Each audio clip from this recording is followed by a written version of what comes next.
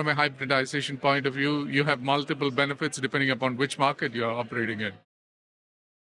I represent Engie. We have businesses all across value chain in energy. We have 4 business units.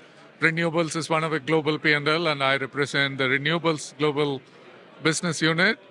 My responsibility is Managing Director for Renewables in UK and Ireland. Today we are close to 42 gigawatts on renewables, and our ambition is to grow into a 50 gigawatt renewable footprint in the next 2 years and 80 gigawatt by 2030. We are examining options to introduce hybridization, especially in some of the markets where the regulation allows you to tap into additional revenue stream, which otherwise is not possible on the time of the day generation that you're currently operating in. I think hybrid projects are very well known to us. I think it will be an increasing trend in the future. We are building a large hybrid project in South Africa.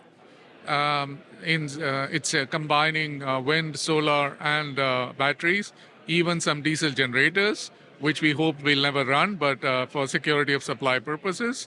But this particular project is, we took the FID, we call it Final Investment Decisions, very recently, and we started to construct it. But it's a very innovative project because of the fact that it helps South African entity Eskom to provide power on a more reliable basis, especially green energy on a reliable basis, combining wind and solar with some batteries. So we see that trend happening more and more in many grids or countries which has a strong push on renewables.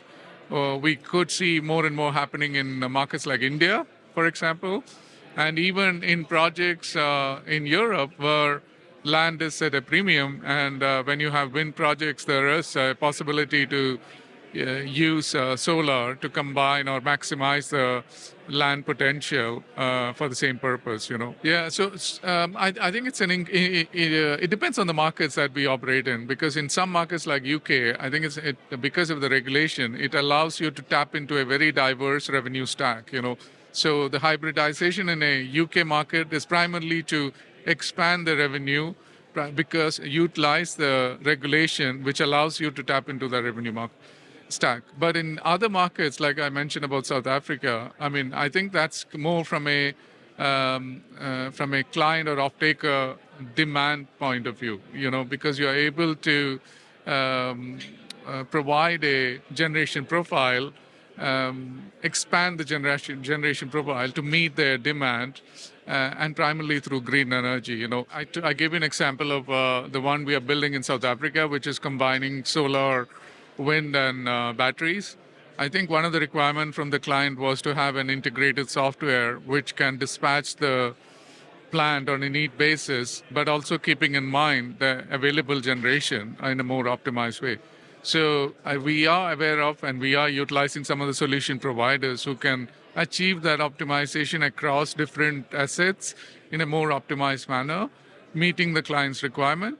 But at the same time, if it is in a different market where the revenue optimization is more important, I think we are aware of solutions available in the market where you can integrate different assets from a revenue optimization point of view as well.